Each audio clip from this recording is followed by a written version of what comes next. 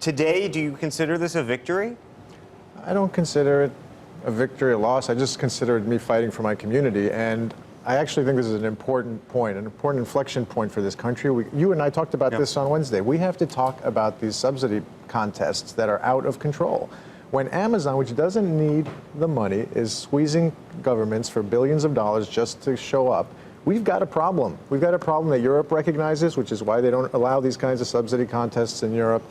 And look, incentive programs are one thing if you're helping an industry or a company that wouldn't survive without them, that couldn't succeed without them, or you're incentivizing investment in locations that are distressed and need that kind of economic activity to survive. That's not what this was. That is not what this was. I want to get into the philosophical debate and the real debate also, because it's not just a philosophical one. It actually has real implications for jobs and revenue and infrastructure and schools and all of it. But let me just ask you this. Was your approach part of a negotiating tactic, or was your approach one in which you really did not want them to come? You got to have a partner to dance, and Amazon never showed itself willing to talk in a real way about what was necessary for that community. We talked just on Wednesday about all the things that are happening in Long Island City without Amazon there and the stresses on that community. They never came to the table and said anything other than, we want this deal the way it was negotiated in secret, or we're going to leave. Let me just ask you a question, though, and I want to show you what a spokesman for Amazon said in terms of why they left. They felt they were being demonized. They felt they were walking into a neighborhood where they had been asked to walk into a neighborhood. They thought they had a deal, and then, of course, there were lots of people, including yourself, who effectively said, we don't want you. It wasn't, look, we'd love to have you, and we want to figure out a way to make this work. It was a lot of people saying, these companies are evil. The statement from the Amazon spokesman... Not my words. But the statement from the spokesman effectively saying that they didn't want to go forward with the project in a state where the timeline that we decided didn't work in this environment, and they didn't want to be there in the long term, meaning that the environment was too toxic. They, and Amazon particularly, has to get a hold of what they mean to communities and act responsibly. Go take a look at Seattle. I don't know if you've been there recently, but if you look at South Lake Union, look at Belltown, look at Denny Triangle, where Amazon has taken over that city, and look at what it's done to the surrounding community. There's all this talk about the local businesses and how they would succeed. In Seattle, the local restaurants are dying because it's all insular to the campus. They go home at 5 o'clock. No one's having dinner in those restaurants.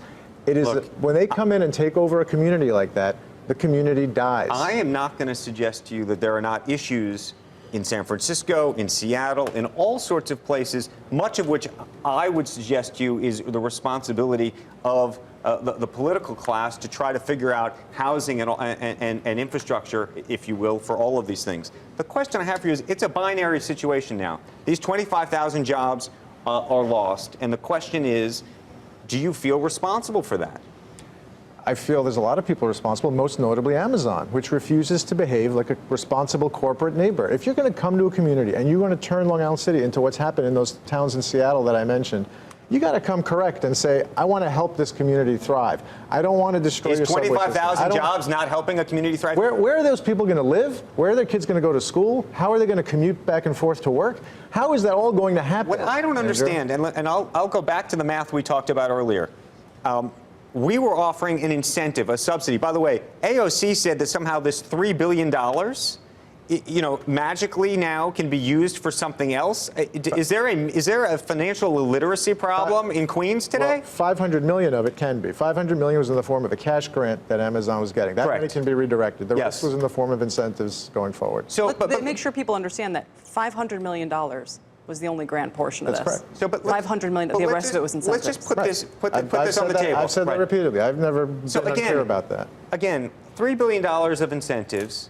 The idea was $27 billion back. Let's say that $27 billion cost $10 billion in additional infrastructure spending. So let's just knock it down to 17. I'll knock it down to 15. $3 billion for 15. Who's the winner in that? But if you're gonna, Who's the winner in that? This is so obvious to me. I struggle with this math. I could tell that you're struggling, but this is not something that's taking place in a vacuum.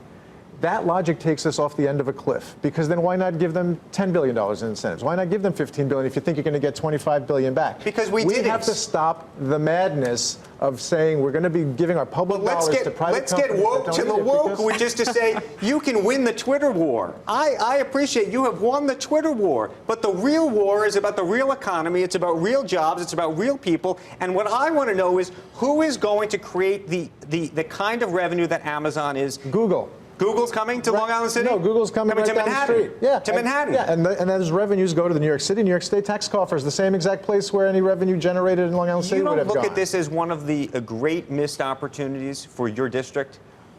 I look at this as for a decade, for decades, this city and this state have been trying to find an anchor tenant for that area to really build something remarkable around. You can tell me there are cranes everywhere in Long Island City, and I can tell you that taxis and taxi parking lots are all over Long Island City, and you tell me which is a better use for the economy there. If it's done intelligently and if it's done in a way that's planned for the people that live there and that are going to live there, of course we want responsible growth. This was irresponsible growth. There was not a single consideration for what is going to happen to that community in terms of the infrastructure. Do you have any misgiving about how you approach these negotiations?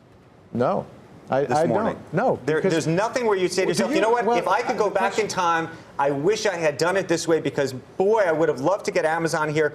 And maybe I could have eked out some other concessions without demonizing them in the process, which obviously, you know, what neighbor wants to live in a neighborhood where they don't want you? I don't know how well, maybe I do know how you folks can do this, but you sit here and you defend a company like Amazon. And I hate subsidies, hate them. All right, I'm beyond the subsidies for the moment. Who sit there and their actual strategy is to shake down governments and threaten them. Do you not see the danger in that? When you have a, but Senator, the only governments that can be that can be shaken down are the ones that have screwed things up so badly that no company in their right mind would go open a headquarters there unless they got subsidies. That's not true. No, that's absolutely true. This was a contest. I know it was a contest, but who else would pay New York? Why do you think everyone's leaving New Jersey and New York? And Charlie Munger just talked about California. People flee. Joe, there were over 200 applicants for this contest. So you're telling me that there were over 200 governments that have screwed things up so badly that they have to provide? Amazon should have picked a place that was like North Carolina, more friendly to business. You do appreciate, though, that they thought they had a deal, right? They had a handshake deal with the governor, with the mayor. And if I made a deal with you, right, and I thought I was being welcomed into town, and then all of a sudden I was told, actually, this deal is no good, what would I do?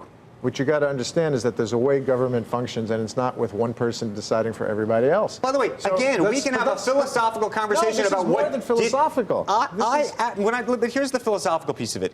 I absolutely agree with you that I wish there were no subsidies for companies across the country. I wish it was. I've actually thought, should it even be outlawed the way you talked about in Europe? By the way, if you're a true progressive, it actually creates a real problem because the only area, because you're not really creating a level playing field, the areas that have weak economies and weak education systems are actually going to be hurt even more because they won't even have the opportunity to provide such subsidies. Which is why I said earlier, there's a place for incentives when done intelligently and targeting the right places and locations.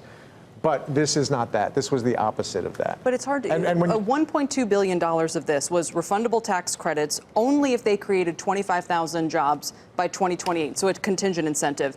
You know, $900 million of this was from an incentive program that exists for any company who adds any job in Queens, and only $500 million of this was, as you said, a capital grant for. Only $500 million. We can't find two nickels to rub together to save the subways. $500 million would go a long way. So just to be clear, when we were talking about corporate welfare, I mean, $1.2 billion, the biggest chunk of this was only going to be awarded if they created 25,000 jobs. Yeah. The incentive programs were based on performance, yes, but there was a large chunk of it that is not insignificant. That was a straight-up cash grant as well. So if we have the same conversation together in a year from now, in 2 years from now, do you believe that there will be a large branded tech company or other American company that is going to move into Long Island City? And what do you think this has said to, by the way, all of the executive CEOs, business owners who are thinking about wanting to do business, not just in Long Island City, but anywhere in New York, especially given the comments of not just your own comments, but Mayor de Blasio's comments, which basically said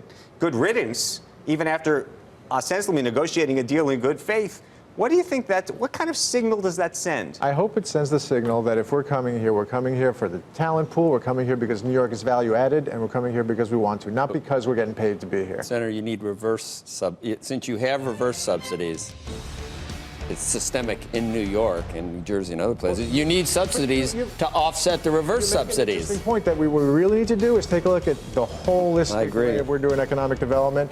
The managing director of BDO said this was economic development malpractice, the way this whole deal was put together. By the way, he's not wrong. I'm not even going to disagree with you on that. I just don't know if this is the hill you want to die on. And I don't know if we're running out of time to hear the music, but this process used in Virginia versus the process used here made a very big significant difference in the outcomes. It wasn't just process, it had a substantive outcome. But how much of that process issue was about ego? Zero on my part. Zero.